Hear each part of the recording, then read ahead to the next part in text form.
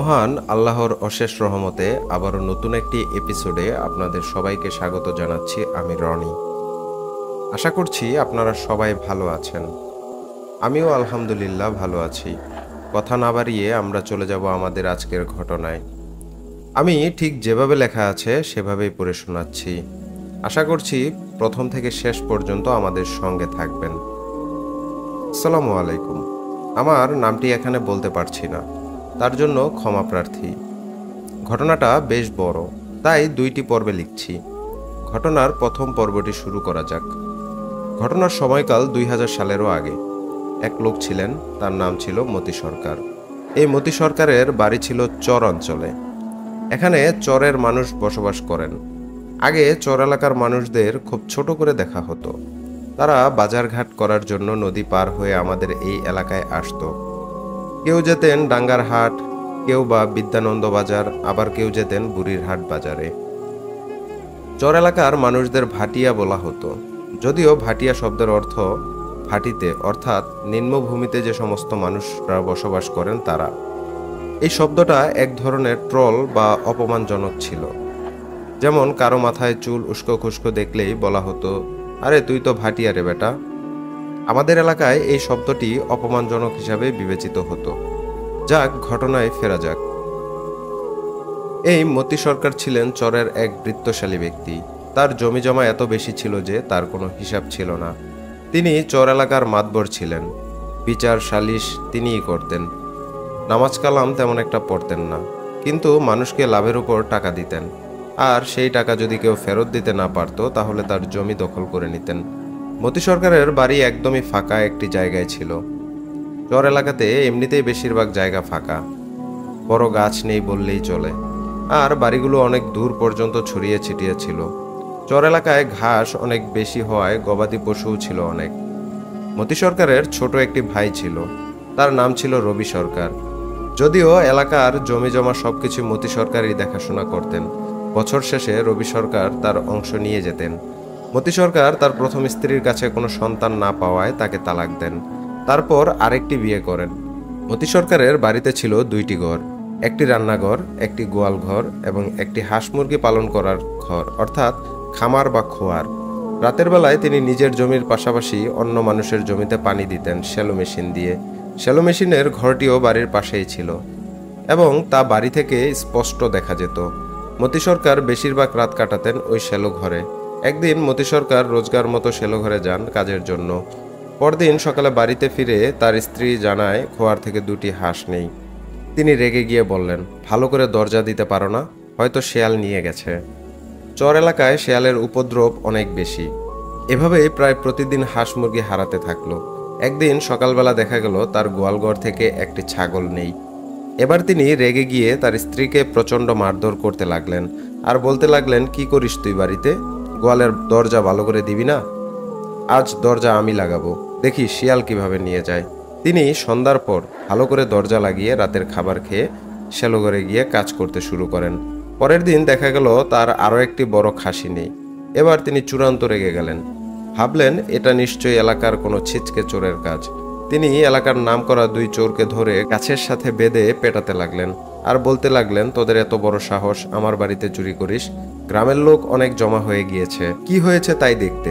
কিন্তু এই দুইজন লোকের একই কথা, আমরা চুরি করিনি, আমরা কাল বাড়িতেই ছিলাম। এক পর্যায়ে গ্রামের কিছু মানুষ এসে মতি সরকারকে থামায়।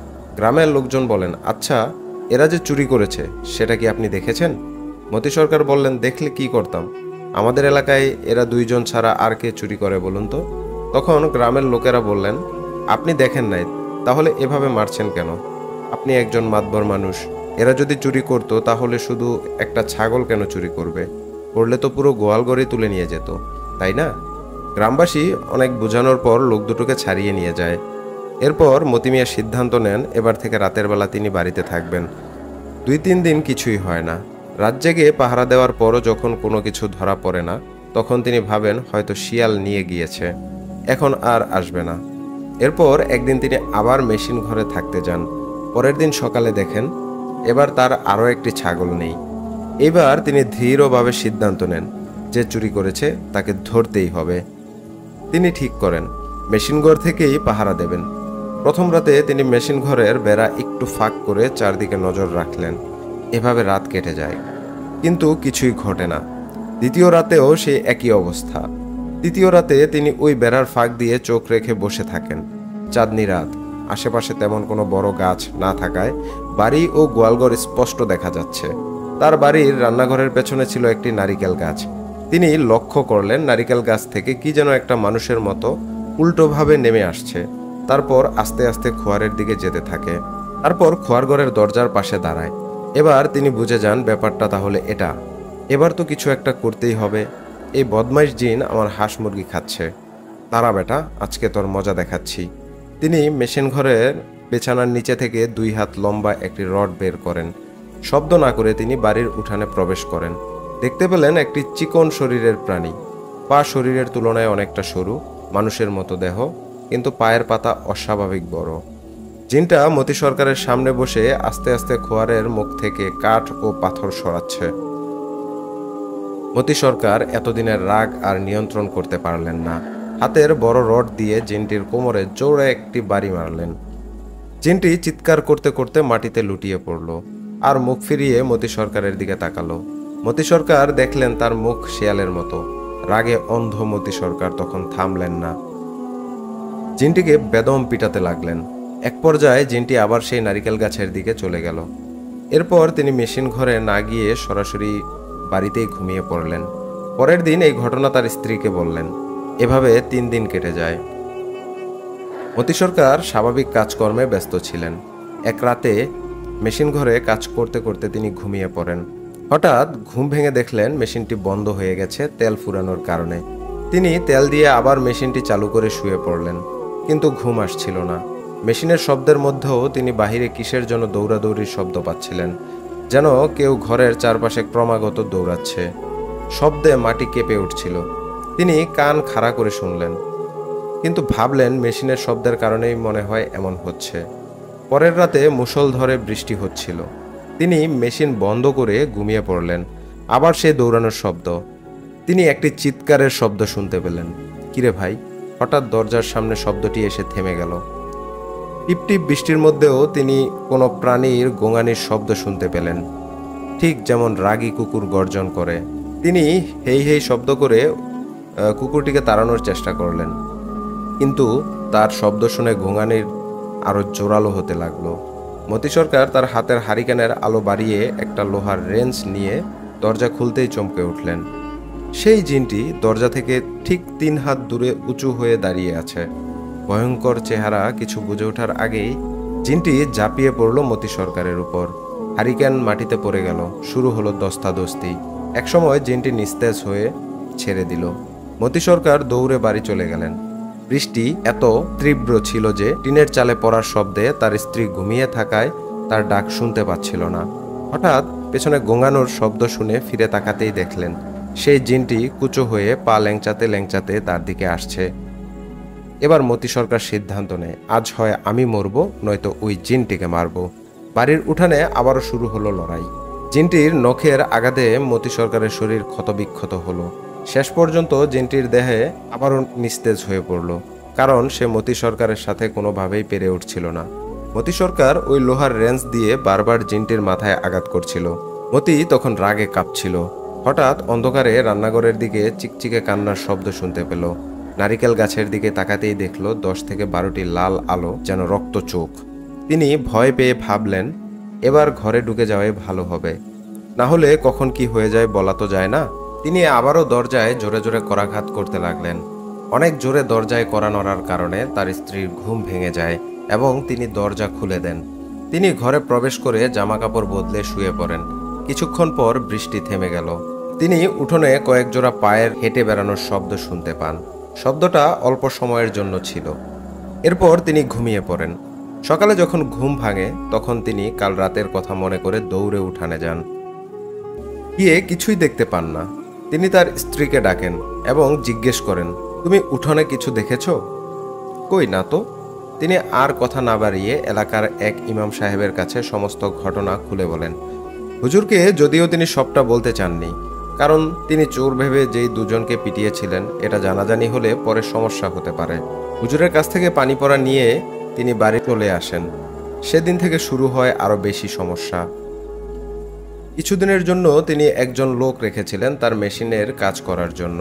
তিনি বাসাতেই ছিলেন। প্রথম রাতে তার ঘুম ভাঙে উঠোনে কারো হেঁটে বেড়ানোর শব্দে। মনে হয় ঘরের বাহিরে ৫-৬ জন লোক ঘরের চারপাশে ক্রমাগত ঘুরে বেড়াচ্ছে।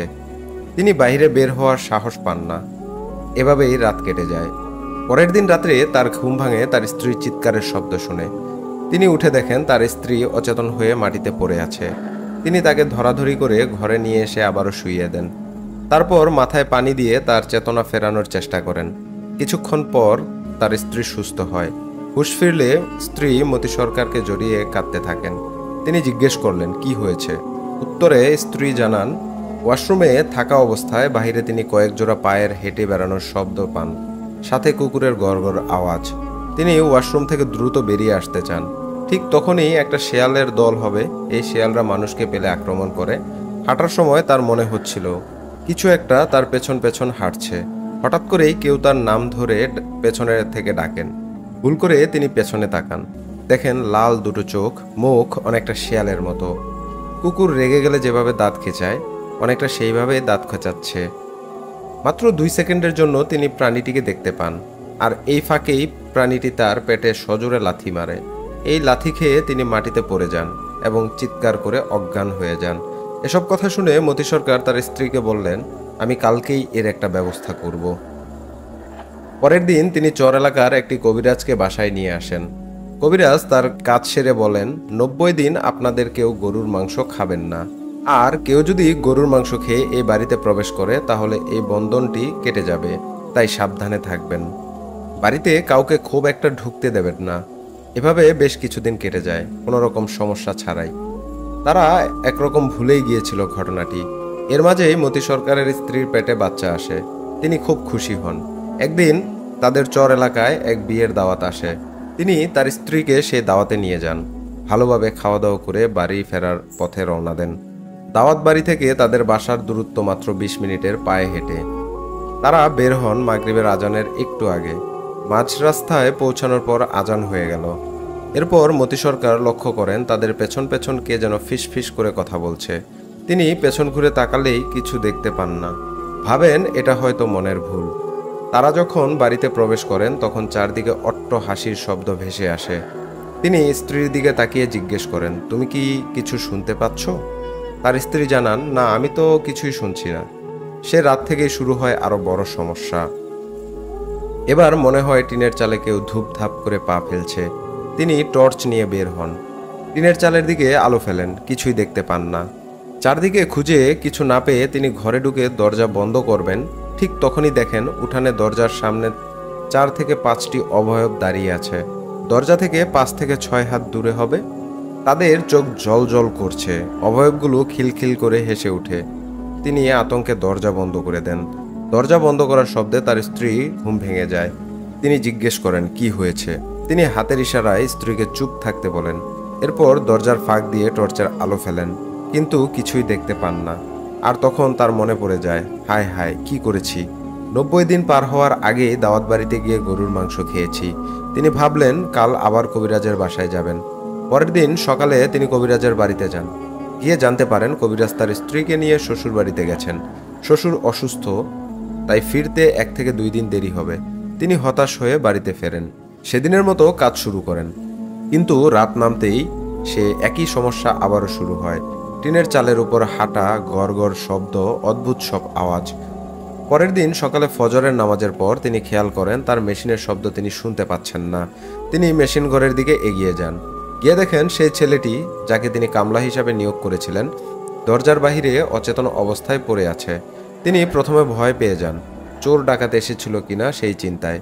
এরপর ঘরের ভেতরে ঢুকে চারদিকে তাকিয়ে দেখেন সবকিছু ঠিকঠাকই আছে। তখন তিনি ছেলেটির হুঁশ ফেরানোর ব্যবস্থা করেন। হুঁশ ফিরে এলে ছেলেটি বলে, আমি আর এই মেশিন ঘরে কাজ করব না। কারণ জিজ্ঞেস করলে ছেলেটি বলতে শুরু করে, কাল রাতে আমি এখানে ঘুমিয়েছিলাম। হঠাৎ ঘুম ভেঙে যায়। দেখি মেশিন একা একাই জোরে জোরে শব্দ করছে, আবার একা একাই কমে যাচ্ছে সেই শব্দ। আমি ভাবলাম হয়তোবা কোনো যান্ত্রিক ত্রুটি। উঠে গিয়ে মেশিনটি বন্ধ করে চেক করা শুরু করলাম যে কোথায় সমস্যা। ঠিক তখন মেশিন ঘরের বাইরে কারো হাঁটাহাঁটির শব্দ পেলাম। দরজা খুলতেই দেখলাম 4-5টি কালো প্রাণী সামনে দাঁড়িয়ে আছে। মুখটা দেখতে অনেকটা শিয়ালের মতো। এরপর ধূপ করে আমার হাতের হারিকেনটি নিভে গেল। প্রাণীগুলোর মধ্যে একটি প্রাণী এসে আমাকে ধরে আছাড় দিল। তারপর আর কিছুই মনে নেই আমার। মতি সরকার সব শুনে বললেন, আরে এটা তেমন কিছু না, তুমি থাকো, তোমাকে কিছু টাকা বাড়িয়ে দেব। কিন্তু ছেলেটি বলল, এই কাজ আমি আর করব না, আপনি অন্য কাউকে দেখেন। সেদিন শেষ রাতের বেলা মতি সরকার ভাবলেন তিনি নিজেই থাকবেন এই মেশিন ঘরে। সেদিন রাত থেকেই মেশিন ঘরে তিনি নিজেই থাকা শুরু করলেন। মাঝরাতে হঠাৎ দরজায় টোকার শব্দ। কে? আমি বশির। তিনি দরজা খুলে দেখতে পেলেন তার পরিচিত এক লোক, তার নাম বশির। তিনি জিজ্ঞেস করলেন, কি হয়েছে বশির মিয়া? বশির মিয়া বললেন, রহম আলীর বাসায় একটি সমস্যা হয়েছে। সে তার স্ত্রীকে খুন করেছে। এখনই আপনি চলেন, বিচার করতে হবে। তিনি বললেন, একটু দাঁড়াও, মেশিনটা বন্ধ করে আসছি। তিনি হাতে লাইট নেন, কিন্তু দেখতে পান একটিও জ্বলছে না। তিনি ভাবলেন হয়তো ব্যাটারি শেষ। তখন বশির মিয়া বললেন, আরে লাইট লাগবে না, চাঁদনি রাত, আজ আকাশ পরিষ্কার। তিনি লাইট রেখে রওনা দিলেন বশির মিয়ার পিছু পিছু। এখান থেকে রহম আলীর বাসা 15 মিনিটের হাঁটার পথ। রাস্তার পাশে 1-2টি ঘরবাড়ি থাকলেও বেশ দূরে দূরে। বশির মিয়া আগে আগে যাচ্ছিল, আর মতি সরকার পেছন পেছন। মতি সরকার তাকে ঘটনার বিস্তারিত জিজ্ঞেস করলেন বারবার। বশির মিয়া কোনো কথারই উত্তর দিলেন না। আর মতি সরকার খুব জোরে জোরে হাঁটছিল, তাও বশির মিয়ার নাগাল পাচ্ছিল না কিছুতেই। তিনি রহম আলীর বাসা চিনতেন, কিন্তু এত সময় তো লাগার কথা না, রাস্তাও ঠিক আছে। বশির মিয়া এই বালুময় রাস্তায় কিভাবে এত জোরে জোরে হাঁটছে, এটা তার মাথায় আসেনি আগে। অনেকক্ষণ হাঁটার পর তারা একটি বাড়ির কাছে এসে দাঁড়ান। বশির মিয়া ও মতি সরকার দুজনেই থামেন। তিনি লক্ষ্য করলেন, এটা তো রহম আলীর বাড়ি। তখন বশির মিয়া বললেন, আপনি ভেতরে যান, আমি আসছি। এই বলে বশির মিয়া কোথাও যেন হাঁটা দিলেন। মতি সরকার বাড়ির ভেতরে প্রবেশ করলেন। বাড়ির উঠোনে ঢুকেই তিনি অনেকটাই হকচকিয়ে যান। তিনি দেখতে পান একটা লাশ চাটাইয়ের উপর রাখা। লাশের আশেপাশে কেউ নেই, তবে ঘরের ভেতর থেকে মহিলাদের কান্নার শব্দ আসছে। তিনি ভাবলেন হয়তো কোনো পরিবারের সদস্য হবে, আত্মীয় স্বজন।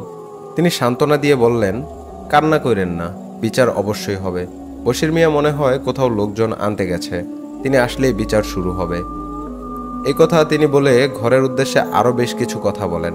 তিনি তাকিয়েছিলেন ঘরের দিকে, তবে ঘরের ভেতর অন্ধকার থাকায় কিছুই দেখতে পাচ্ছিলেন না।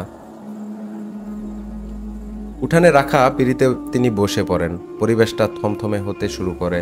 অনেকক্ষণ হয়ে গেছে, কিন্তু বশির মিয়ার কোনো খবর নেই। তিনি অপেক্ষা করতে লাগলেন।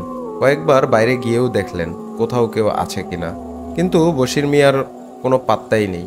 বিচারের জন্য যে লোকগুলো থাকার কথা তারাও নেই। তিনি আবার উঠোনে গিয়ে বসেন পিঁড়িতে। চারপাশের পরিবেশটা নিঃশব্দ হয়ে গেল। যে মহিলাগুলো কান্না করছিল তাদের কান্নার শব্দও আর এখন শোনা যাচ্ছে না। তিনি মনে মনে ভাবলেন লাশটা একবার তিনি দেখে আসবেন, কিন্তু আবার ভাবলেন মহিলা মানুষের লাশ দেখা কি উচিত হবে? না থাক, তাও দেখি। একটা সময় লাশের পাশ থেকে একটা গোঙানির শব্দ শুনতে পেলেন। তিনি বেশ ভয় পেয়ে যান। পরে ভাবেন হয়তো মনের ভুল, সামনে লাশ আছে, তাই অনেক কিছুই মনে হচ্ছে। তিনি এবার বাড়ির মহিলাদের ডাক দেওয়া শুরু করলেন, কিন্তু কোনো সাড়া শব্দ পেলেন না। তিনি ঘরের ভেতরে কেউ আছে কিনা দেখার জন্য ঘরে প্রবেশ করলেন। একই, পুরো ঘরটাই তো অন্ধকার। তিনি দেয়াল ধরে হাতড়াতে হাতড়াতে সামনের দিকে এগিয়ে গেলেন। কাউকেই পেলেন না। এবার তিনি দরজা দিয়ে বের হবেন, কিন্তু এবার দরজাও খুঁজে পাচ্ছেন না। ঘরের দরজা তো খোলাই ছিল, চাঁদনি রাত, একটু হলেও তো আলো আসবে ভেতরে, কিন্তু ভেতরের এত অন্ধকার কেন? তিনি আবার হাতড়াতে লাগলেন। হঠাৎ টিনের চালে ধপ করে কোনো কিছু একটা পড়ার শব্দ পেলেন তিনি। এবার আরো ভয় বেড়ে গেল তার। তিনি টিনের বেড়া ধরে দরজা খুঁজছিলেন। এক পর্যায়ে দরজা খুঁজে পান এবং অবাক হয়ে যান। দরজা লাগানো, মানে দরজা তো একটু আগেও খোলা ছিল। তাহলে লেগে গেল কখন? আর লেগে গেলে তিনি শব্দ পেলেন না কেন?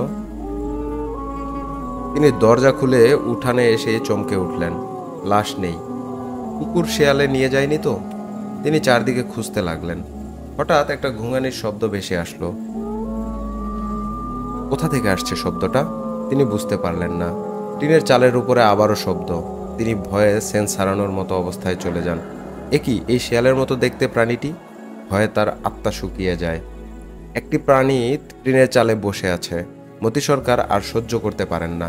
ও মা গো বলে একটা দৌড় দেন। দিক বিদিক হয়ে দৌড়াচ্ছেন তিনি। চারদিকে শুধু বালিময় ধুধু প্রান্তর। এক পর্যায়ে তিনি একটু থামেন, দেখেন কোথাও কিছু নেই। তিনি এবার সামনে তাকাতেই দেখতে পান দূরে 4 জন মানুষ হাঁটছে। তিনি ওইদিকে ছুটতে থাকেন আর ডাকতে থাকেন, কিন্তু তারা কেউ মতি সরকারের ডাকে সাড়া দিচ্ছিল না। মতি সরকার লোকগুলো থেকে 10 হাত দূরে এসে পড়েন। এবার তিনি কাপড় দেখে চিনতে পারেন, আরে এটা তো বশির মিয়া। তিনি বশির মিয়ার কাছে গিয়ে জানতে চান, আরে মিয়া কোথায় ছিলেন আপনি?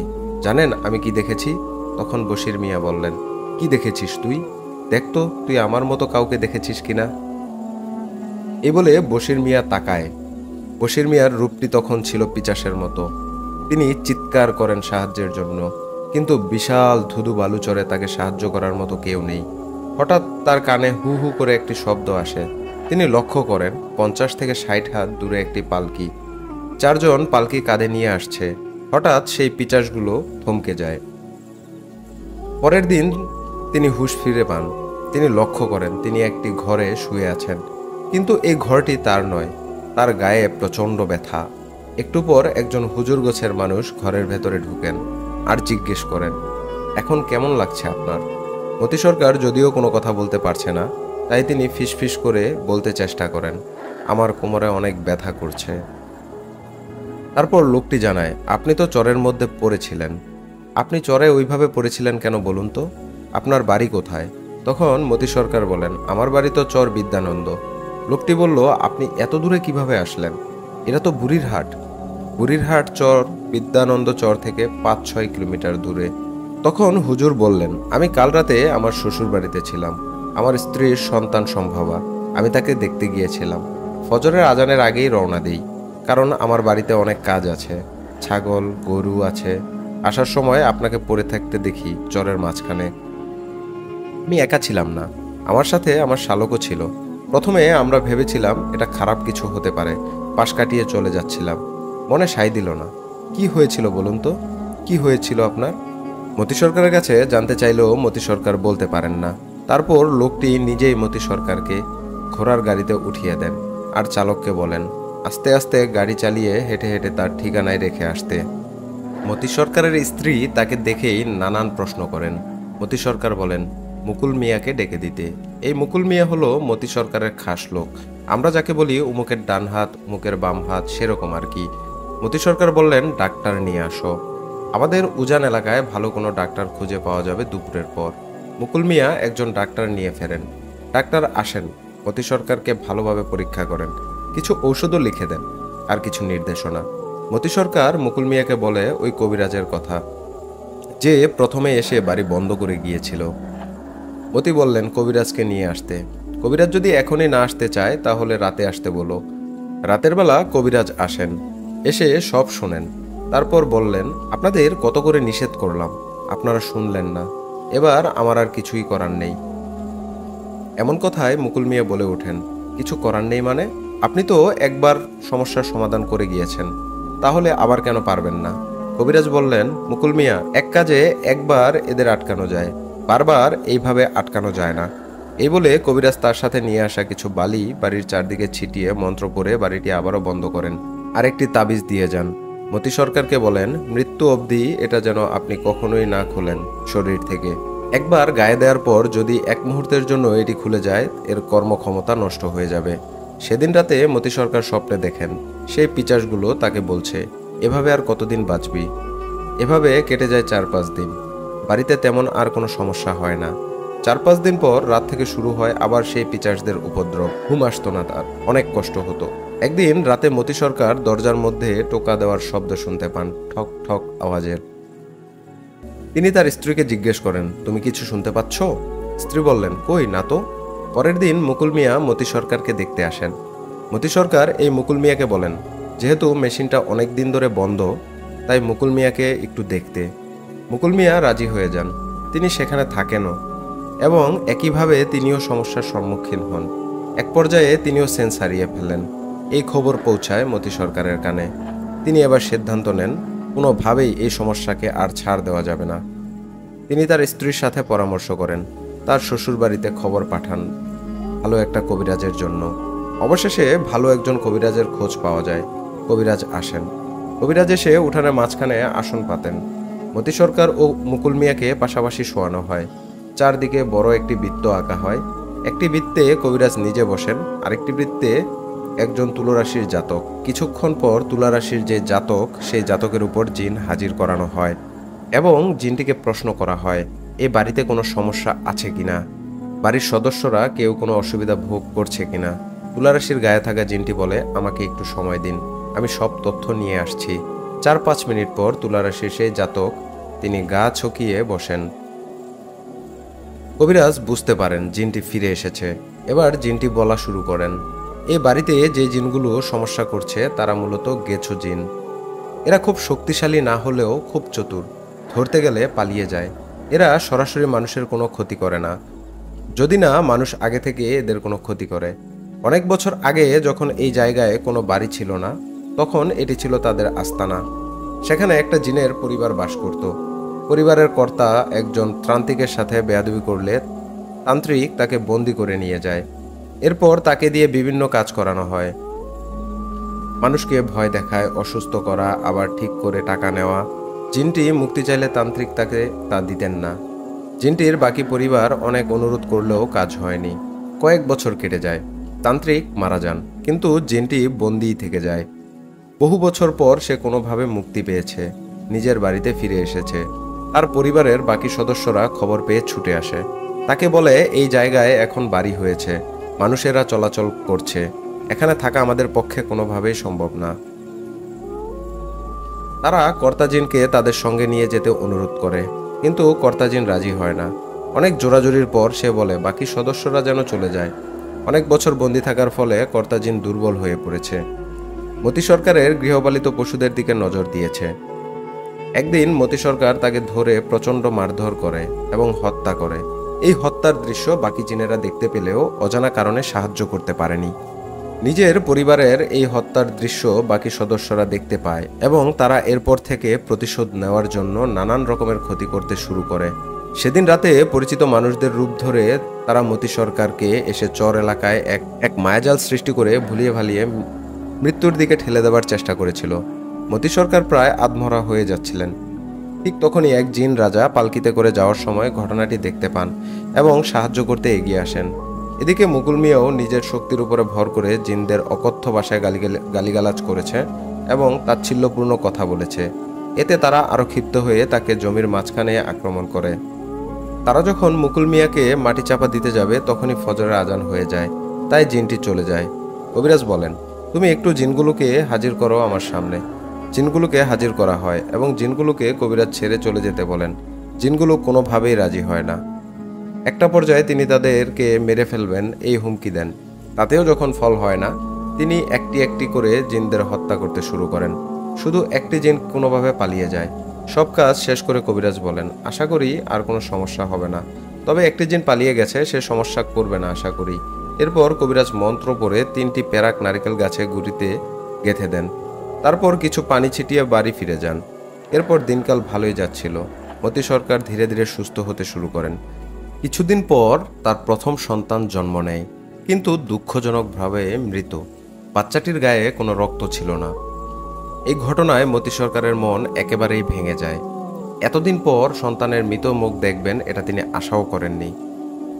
দিন কাটতে থাকে। স্ত্রী আবারও গর্ভবতী হন, কিন্তু এবারও সন্তান জন্ম নেয় মৃত। মতি সরকার ভাবেন এটা হয়তো শারীরিক কোনো সমস্যা। তিনি ডাক্তার এবং বৈদ্যের শরণাপন্ন হন। এদিকে ধীরে ধীরে তার স্ত্রী দুর্বল হয়ে পড়ে। কিছু সময় পর স্ত্রী আবারও গর্ভবতী হন। এবার মতি সরকার স্ত্রীকে নজরে রাখেন, তাকে দিয়ে কোনো কাজ করান না, ভালো ভালো খাবার খাওয়ান। একদিন মাঝরাতে হঠাৎ মতি সরকারের ঘুম ভেঙে যায়। চোখ খুলে দেখেন সিলিংয়ের নিচে উল্টো হয়ে ঝুলে আছে সেই পিচাসটি। চোখ রেখে তাকিয়ে আছে স্ত্রীর দিকে, একদম বানর যেভাবে ঝুলে থাকে সেইভাবে। মতি সরকার হঠাৎ এই দৃশ্য দেখে চিৎকার করে উঠেন। সঙ্গে সঙ্গে পিচাসটিও ধূপ করে নেমে খাটের নিচে ঢুকে যায়।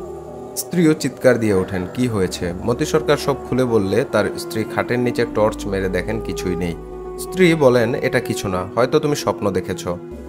কিন্তু মতি সরকার মানতে নারাজ। পরের দিন সকালে তিনি আবারও জয়নাল কবিরাজকে খবর দেন।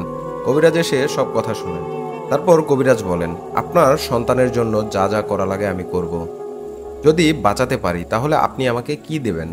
মতি সরকার বললেন, আপনি যদি আমার সন্তানকে বাঁচাতে পারেন তাহলে আমার 1 একর জমি আমি আপনার নামে লিখে দিব। কবিরাজ রাজি হন। তিনি বলেন, একদমে কেনা একটি পাঠা বাজার থেকে এনে দিন, তারপর যা করার আমি করব। মতি সরকার সঙ্গে সঙ্গে মুকুল মিয়াকে পাঠান বাজারে। সেখান থেকে একটি পাঠা কিনে কবিরাজের হাতে তুলে দেওয়া হয়। কবিরাজ বলেন, আজ রাতেই আমি কাজ করব। ঘরের সব দরজা জানালা বন্ধ থাকুক, আপনারা কেউ বাহিরে আসবেন না। এরপরে কবিরাজ তার রিচুয়াল শুরু করে এবং একটা পর্যায়ে তিনি সফল হন এবং তিনি জানান যে সেই জিনটি যে পালিয়ে গিয়েছিল সেই সমস্যাগুলো করেছে। মতি সরকার অবশেষে বললেন, এবার আর কোনো সমস্যা হবে না তো? যদি হয় তাহলে কিন্তু আমি আপনাকে কিছুই দেব না। জয়নাল কবিরাজ বললেন, আপনার সন্তান সুস্থভাবে জন্ম নিলেই আমি আমার প্রাপ্য বুঝে নেব, ততদিন আমি অপেক্ষা করব। কবিরাজ এরপরে চলে যান। বেশ কিছু মাস পরে মতি সরকারের স্ত্রী একটি পুত্র সন্তানের জন্ম দেন। মতি সরকারের খুশির আর কোনো সীমা নেই। কবিরাজের বাড়িতে গিয়ে তাকে একটি জমি দিয়ে দেন, কিন্তু সেই সময় নদীর পানি অস্বাভাবিক রকমের বেশি ছিল, তাই জমির অর্ধেকই পানির নিচে। মতি সরকারের দেওয়া জমিটিও তখন পানির নিচেই ডুবেছিল। 3-4 বছর পর পানি কিছুটা স্বাভাবিক হয়, মানে ডুবে থাকা জমিগুলো অনেকটাই পানির উপরে উঠে আসে। ভালো ফসল ফলানোর জন্য কবিরাজ মতি সরকারের দেওয়া জমিতে কয়েকজন লোক দিয়ে হাল চাষ করাতে থাকেন। এই খবর মতি সরকারের কানে যায়। তিনি তাড়াতাড়ি জমির কাছে এসে কবিরাজকে বলেন, আপনি আমার জমিতে হাল দিচ্ছেন কেন? তখন কবিরাজ বলল, আপনি তো আমাকে এই জমিটি দিয়েছেন। তখন মতি সরকার বলে, আমি আপনাকে যে জমিটা দিয়েছিলাম সেটা এখনো নদীর পানির নিচে, আমি আপনাকে এই জমি দেইনি। না না, আপনি আমাকে এই জমিটি দিয়েছিলেন। আমি আপনাকে যে জমিটি দিয়েছি সেটা এখনো নদীর মধ্যে। মতি সরকারের কথায় সায় দিয়ে মুকুল মিয়াও একই কথা বললেন। এক পর্যায়ে তাদের মধ্যে কথা কাটাকাটি শুরু হয়। জয়নাল কবিরাজ উত্তেজিত হয়ে যায়। একটা সময় বলেন, ভাটিয়ারা আসলেই খারাপ হয়। এই কথায় মতি সরকার ও মুকুল মিয়া চটে যান। এক পর্যায়ে জয়নাল কবিরাজকে অপমান করেন এবং তাকে গায়ে ধাক্কা দিয়ে মাটিতে ফেলে দেন। ততক্ষণে অনেক লোক সেখানে জড়ো হয়ে গিয়েছে। সবার সামনে এভাবে অপমানিত হয়ে কবিরাজ খুব লজ্জাবোধ করেন। তিনি ভাবেন তিনি কাউকে আঘাত করবেন না, কারণ চর এলাকায় মতি সরকারের মতো লোকদেরই দাপট বেশি, আর তার নিজের বাড়ি অনেক দূরে। তিনি মাটি থেকে উঠে মতি সরকারের উদ্দেশ্যে বলেন, কাজটি আপনি ঠিক করলেন না মতি সরকার। মতি সরকার রেগে কবিরাজকে মারতে আসেন, কিন্তু কবিরাজ চুপচাপ সেই স্থান ত্যাগ করেন। বাড়িতে এসে মতি সরকার ঘটনাটি তার স্ত্রীকে বলেন। স্ত্রী শুনে বলেন, আপনার এই কাজটা করা একদমই ঠিক হয়নি। ওনার কারণেই তো আপনি বেঁচে আছেন, আমাদের একটা পুত্র সন্তানও হয়েছে। মতি সরকার বললেন, আমি তো তাকে জমি দিয়েছি, সে কেন আমার জমিতে হাল দেবে? এরপর মতি সরকারের স্ত্রী তার বাবার বাড়িতে বেড়াতে যান। যাওয়ার পথে তার দেখা হয়ে যায় সে জয়নাল কবিরাজের সঙ্গে। তিনি স্বামীর জন্য দুঃখ প্রকাশ করেন। মতি সরকারের স্ত্রী তখন বলেন, আমি আমার স্বামীর সঙ্গে কথা বলে আপনাকে আরেকটা জমি দিয়ে দেব। তখন জয়নাল কবিরাজ বললেন, মা, তুমি বাড়ি ফেরার সময় একবার আমার বাড়ি থেকে ঘুরে যেও, তোমাকে আমি কিছু একটা দেব। প্রায় 4-5 দিন পর যেদিন মতি সরকারের স্ত্রী বাড়ি ফিরছিলেন সেদিন কবিরাজের বাড়িতে যান। কবিরাজ তাকে দেখে খুব খুশি হন এবং উঠানে বসতে দেন। বলেন, তুমি একটু বসো মা, আমি এখনই আসছি। এই বলে কবিরাজ ঘরের ভেতরে যান এবং একটি কাচের বোতলে পানি এনে তার হাতে দেন। মতি সরকারের স্ত্রী জিজ্ঞেস করেন, এটা কি? জয়নাল কবিরাজ বলেন, তোমার স্বামীর অনেক শত্রু, যে কোনো সময় তারা তার ক্ষতি করতে পারে। এটা থাকলে কেউ ক্ষতি করতে পারবে না। মতি সরকারের স্ত্রী মনে মনে খুশি হন, পানি গ্রহণ করেন এবং কবিরাজকে ধন্যবাদ দিয়ে চলে যান। যাবার আগে কবিরাজ বলে দেন এই বিষয়টি স্বামীকে না জানাতে, তাহলে পানির উপকারিতা নষ্ট হয়ে যাবে। এরপর মতি সরকারকে 7 দিন ধরে সেই পানি খাওয়ানো হয়। তারপর থেকে সমস্যা শুরু। মতি সরকার রাত হলেই ভয় পেতেন। স্ত্রীকে বলতেন, আমার যেন কিসের হাসির শব্দ কানে আসছে, কেউ যেন আমার নাম ধরে ডাকছে, বিকটভাবে হাসছে। আস্তে আস্তে তার শারীরিক এবং মানসিক অবস্থা খারাপ হতে থাকে। তিনি উন্মাদের মতো আচরণ করতে থাকেন। তার স্ত্রী অনেক ডাক্তার দেখান, চিকিৎসা করান, কিন্তু কোনো লাভ হয় না। এক পর্যায়ে তিনি খবর পান একজন ডাক্তারের। তিনি ডাক্তারের বাড়ি অনেক দূরে হওয়ায় একা যেতে পারবেন না, ফলে মুকুল মিয়াকে অনুরোধ করেন তাকে নিয়ে যেতে। মুকুল মিয়াও রাজি হয়ে যায়, কারণ তিনি মতি সরকারের সঙ্গে তার সম্পর্ক ভালোই ছিল। মুকুল মিয়া মতি সরকারকে নিয়ে রওনা দেন ডাক্তারের ঠিকানায়। ডাক্তারের বাড়িতে গিয়ে দেখেন অনেক রোগীর ভিড়। কিছুক্ষণ অপেক্ষা করার পর ডাক্তার মতি সরকারকে ভালোভাবে পর্যবেক্ষণ করেন। এবং সকল সমস্যা মনোযোগ দিয়ে শোনেন। এরপর ডাক্তার তাকে কিছু ওষুধ দেন এবং বলেন এই ওষুধ গ্রহণ করে তারপর আবার আসতে। ডাক্তারের কাছ থেকে বিদায় নিয়ে মুকুল মিয়া ও মতি সরকার সেই গরুর গাড়িতে করে বাড়ির দিকে রওনা হচ্ছিলেন। মাঝ রাস্তায় মাগরিবের আজান দেয়। গরুর গাড়ি ধীরে ধীরে চলতে থাকে। হঠাৎ করে মতি সরকার চিৎকার দিয়ে গাড়ি থেকে নেমে যায়। মুকুল মিয়া ঘাবড়ে গিয়ে জিজ্ঞেস করেন কি হয়েছে। মতি সরকার বললেন, গাড়িতে বসে থাকতে আমার তন্দ্রা লেগে আসছিল, ঘুম আসছিল। একসময় হঠাৎ এক ঝাঁকুনিতে ঘুমটা কেটে যায়। আমি চোখ খুলে দেখি তোমার পাশে দুটো ছায়া হাঁটু গেড়ে বসে আছে, আর তুমি সেই ছায়ার মধ্যে। ছায়া বলতে বোঝাচ্ছিলাম গাঢ় অন্ধকারের মধ্যে আরও এক অন্ধকার। এসব শুনে মুকুল মিয়া বলেন, এটা হয়তো আপনার মনের ভুল, আপনি মানসিকভাবে একটু দুর্বল আছেন। আনুমানিক রাত 9টা থেকে 10টা হবে। তারা এসে পৌঁছায় নদীর ঘাটে। সেখানে নৌকা পারাপার হয়। অবাক করা বিষয় হলো, ঘাটে নৌকা বাঁধা ছিল কিন্তু মাঝি ছিল না। তারা অনেকক্ষণ অপেক্ষা করলেন কিন্তু মাঝি এলো না। তখন তারা সিদ্ধান্ত নিল তারা এই নৌকাটি দিয়ে নদী পার হবেন। নৌকার কাছে গিয়ে দেখেন নৌকায় কোনো বৈঠা নেই, এমনকি লগিও নেই। যে লম্বা লম্বা বাঁশ দিয়ে ঠেলা হয় সেটাও নেই। হঠাৎ পেছনে কারো আসার শব্দ শুনতে পান। ঘুরে দেখেন একটি লোক হাতে একটি বস্তা নিয়ে তাদের দিকে এগিয়ে আসছে। তারা ভাবে হয়তো এটাই মাঝি, তাই চিৎকার করে বললেন, এই যে ভাই, এই যে একটু তাড়াতাড়ি আসেন, আমরা অনেকক্ষণ ধরে অপেক্ষা করছি আপনার জন্য। লোকটি কাছে আসলে তারা দেখে সে একজন অপরিচিত ব্যক্তি, যাকে তারা আগে কখনোই দেখেনি। সে তাদের থেকে কিছুটা দূরে, প্রায় 10 হাত দূরে দাঁড়িয়ে আছে। তাকে প্রশ্ন করলেও লোকটি তেমন কোনো উত্তর দেয় না, শুধু দাঁড়িয়ে থাকে, চুপচাপ তাদের দিকে তাকিয়ে থাকে। মতি সরকার ভাবলেন লোকটা হয়তো একটা ভিক্ষুক হবে, হাতে একটি বস্তা এবং গাছের ডাল। ভিক্ষুকই, অন্য কিছু না। আকাশের মেঘ আস্তে আস্তে চাঁদটাকে মুক্ত করতে থাকে। আস্তে আস্তে আলো বাড়তে থাকে। চাঁদের আলোতে নদীর পার আলোকিত হয়ে যায়। তারা লক্ষ্য করেন অন্যদিকে থেকে একটি নৌকা মাঝ বরাবর যাচ্ছিলেন। তারা ডাক দেন, ও ভাই, এদিকে আসেন, আমাদের একটু পার করে দেন। সেই নৌকাটি মাথা ঘুরিয়ে পারে আসতে থাকে। এটা দেখে তারা বেশ খুশি হয়। নৌকা যখন কাছে আসে তখন তারা দেখতে পান একটা লোক চাদর মুড়ি দিয়ে পুরো মাথাটাকে ঢেকে রেখেছে। নৌকাটি ঘাটে ভিড়লে যে লোকটি বস্তা হাতে নিয়ে এসেছিল সে বস্তা সহকারে নৌকায় উঠে যায়, আর তার দেখা দেখি অন্যরাও নৌকায় উঠে পড়ে। বলে রাখা ভালো, নদী প্রস্থে বড় হলেও সে সময় পানি খুব কম ছিল। মাঝ নদীতে খুব বেশি হলে 2 মানুষ সমান পানি হবে। যখন নৌকা মাঝ নদীতে আসে তখন তার বস্তার ভেতর থেকে খসখস আওয়াজ শুনতে পায়। তারা নৌকার পেছনে, মাঝি এক হাত সামনে বসেছিল। হঠাৎ তারা লক্ষ্য করে মাঝি কিছু একটা বস্তা থেকে বের করে খাচ্ছে। মুকুল মিয়া বলতে থাকেন, আরে ভাই, কি করছেন, আগে পার করে দিন। তাদের কথা শুনে মাঝিরা ঘুরে তাকায়। তারা দেখতে পায় যে দৃশ্য, সে দৃশ্য বর্ণনা করা অসম্ভব। তারা বস্তা থেকে একটা মানুষের লাশ বের করে খাচ্ছিল। এরপর তারা ভয় পেয়ে পানিতে লাফ দেয়। পানি কোমর পর্যন্ত ছিল। তারা প্রাণপণ দৌড়াতে থাকে পাড়ের দিকে, আর পেছন থেকে অট্ট হাসি শুনতে পায় মুকুল মিয়া আর মতি সরকার। অবশেষে তারা পাড়ে ফিরে আসেন। তারা পেছন ফিরে তাকান, দেখেন নৌকাটি নেই। মুকুল মিয়া বললেন, জানি না আজ কার পাল্লায় পড়ব। আবার কিছুক্ষণ হাঁটার পর মতি সরকার বললেন, আমার পেট খুব মোচড় দিচ্ছে, আমি এখন একটু ওয়াশরুমে যেতে চাই। মুকুল মিয়া রাজি হয় না এই কথায়।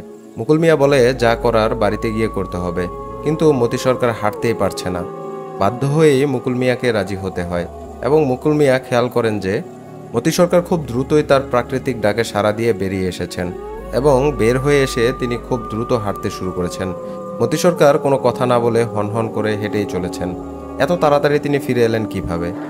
তিনি হঠাৎ বুঝতে পারেন, দেখতে পান মতি সরকার ভেবে যার সাথে তিনি এসেছেন তার মুখ সেই নৌকার মাঝির মতো। তিনি ভয়ে দৌড়াতে শুরু করেন। অদূরেই একটি ঘর দেখতে পান। ঘরের ভেতরটা অনেকটাই অন্ধকার ছিল, কিছুই দেখা যাচ্ছিল না। তিনি ঘরে ঢুকে কাউকে না পেয়ে দরজা লাগিয়ে দেন। এরপর তিনি দরজায় করাঘাতের শব্দ শুনতে পান, কিন্তু কোনোভাবেই খুলেন না। এক পর্যায়ে তিনি অতিরিক্ত ভয় পেয়ে সেখানেই চেতনা হারান, এবং যখন জ্ঞান ফিরে তখন তিনি নিজেকে আবিষ্কার করেন তার বাড়িতে, এবং তার স্ত্রী জানান যে গতরাতে মতি সরকারের ছিন্নভিন্ন লাশ পাওয়া গিয়েছে। যাই হোক, এরপরে অনেক বছর কেটে যায়। তিনি তার সন্তানকে নিয়ে মতি সরকারের বাড়িতেই থাকেন। 25-26 বছর হয়ে গিয়েছে। বাতেন সরকার অর্থাৎ মতি সরকারের ছেলে, তার বয়স তখন 29 থেকে 30 হবে। বাতেন সরকার বিয়ে করেন। তার পরিবারে 3টি ছেলে সন্তান জন্মগ্রহণ করেন। প্রথম সন্তানের বয়স 8 বছর, দ্বিতীয় সন্তানের বয়স 6, এবং তৃতীয় সন্তানের বয়স 3 বছর। আর বাতেন সরকারের স্ত্রী যে ছিলেন তার নাম আসমা বেগম। এনার বাড়ি 14 থেকে 15 কিলোমিটার দূরে। তো মতি সরকার মারা যাওয়ার পর তার স্ত্রী যিনি ছিলেন উনি একজন মহিলা মানুষ হয়েও এতগুলো জমি একা চাষ করতে পারতেন না, তাই তিনি কিছু জমি বন্ধক রেখেছিলেন, কিছু জমি নামমাত্র মূল্যে বিক্রি করে দিয়েছিলেন। এদিকে বাতেন সরকারের ছিল জুয়ার অভ্যাস, মাঝে মাঝে তিনি হারতেন এবং এভাবে জমি জমাও তিনি অনেক খুইয়েছেন। তো একদিন সকালবেলা বাতেন সরকার খেয়ে দিয়ে বিশ্রাম নিচ্ছিলেন তার ঘরে। হঠাৎ এক ছেলে এসে বাতেন সরকারকে ডাকতে থাকেন। বাতেন সরকারের ঘর থেকে বের হয়ে দেখেন ওই যে লোকগুলোর কাছে তিনি জমি বিক্রি করেছিলেন জুয়ার বোর্ডে হেরে, তার 2টি ছেলে এসেছে। একটি ছেলে বলতে থাকেন, আব্বা আপনাকে নদীর পাড়ে জমির কাছে এখনই ডাকছে। তো বাতেন সরকার জিজ্ঞেস করলেন, কেন, কি হয়েছে? ছেলেটি বলল, অত কিছু জানি না, আব্বা আপনাকে এখনই ডাকলো। বাতেন সরকার বললেন, তোমরা যাও, আমি আসছি। বাতেন সরকারের সাথে তার বাড়ির পাশের একজন ব্যক্তি ছিল, তার নাম সাত্তার আলী। তার সাথে আবার এই বাতেন সরকারের খুব ঘনিষ্ঠ সম্পর্ক ছিল। তিনি যাওয়ার সময় সাত্তার সাহেবকে সঙ্গে নিলেন। এদিকে নদীর পাড়ে এসে তিনি দেখেন যে অনেক মানুষের ভিড়। সেই ভিড়ের মধ্যে থেকেই যার কাছে জমি বিক্রি করেছিলেন তিনি এগিয়ে এসে বললেন, কি বাতেন মিয়া, এই ছেলে কি বলছে? একটা ছেলের দিকে ইশারা করেন তিনি। ছেলেটি বলে, এই জমি আমাদের, আমি এখানে জমিতে চাষের জন্য সীমানা দিতে এসেছিলাম। আমি সীমানা দিতে যাব, তখন এই ছেলেটি আমাকে বাধা দেয়। আমি জিজ্ঞেস করি, এটা আমার জমি, আপনি আমাকে বাধা দিচ্ছেন কেন? তখন ছেলেটি বলে, না, এটা আমাদের জমি। এক পর্যায়ে এটা নিয়ে গন্ডগোল বাধে। বাতেন সরকার যার কাছে জমি বিক্রি করেছিলেন তাকে বলেন, কোথা থেকে কোন এক ছেলে এসে বলল এই জমি তার, আর আপনি আমাকে সেজন্য ডেকে নিয়ে আসলেন? তো এরকম অনেক কথাবার্তা হচ্ছে। এই জমির পাশে আরেকটা জমি ছিল, তাদের মধ্যে কিছু জমি বাতেন সরকারেরও ছিল। তাই তিনি সাত্তার আলীকে সঙ্গে নিয়ে জমিতে মাপ দিতে থাকলেন, কতটুকু ফসল ফলাবেন এই নিয়ে। প্রায় দুপুর নাগাদ ওই ছেলেটি একটি লোককে সঙ্গে নিয়ে নদীর পাড়ে আবারও আসলো। ওইখানে তখন বাতেন সরকার, সাত্তার আলী আর যার কাছে জমি বিক্রি করেছিল তিনিও ছিলেন। ছেলেটি একজন বৃদ্ধকে নিয়ে এসেছেন, বয়স 60 থেকে 65 হবে। কিছুক্ষণের ভেতরে চলেও আসেন তারা। কাছে আসতেই দেখা গেল বৃদ্ধ একটি লোক, আর কেউ নয়, সেই জয়নাল কবিরাজ। কি ভাবছেন ঘটনাটি এখানেই শেষ? এটা ঘটনার ভূমিকা মাত্র। এই বলে তিনি তার ঘটনা শেষ করেছেন। আশা করি ঘটনার দ্বিতীয় পর্ব খুব দ্রুতই আমাদেরকে পাঠাবেন। ঘটনাটি আপনাদের কেমন লেগেছে তা জানিয়ে দিবেন অবশ্যই আমাদের কমেন্টের মাধ্যমে। ঘটনাটি যদি ভালো লেগে থাকে তাহলে লাইক করুন, কমেন্ট করুন এবং বন্ধুদের সাথে শেয়ার করুন। অবশ্যই আমাদের চ্যানেলটি সাবস্ক্রাইব করে দিবেন। আবারও ফিরে আসবো নতুন কোনো সত্য ভয়ের ঘটনা নিয়ে। সে পর্যন্ত সবাই ভালো থাকুন, সুস্থ থাকুন। এই কামনায় আজকের এপিসোড এখানেই শেষ করছি। ধন্যবাদ সকলকে, ভালো থাকবেন। আল্লাহ হাফেজ।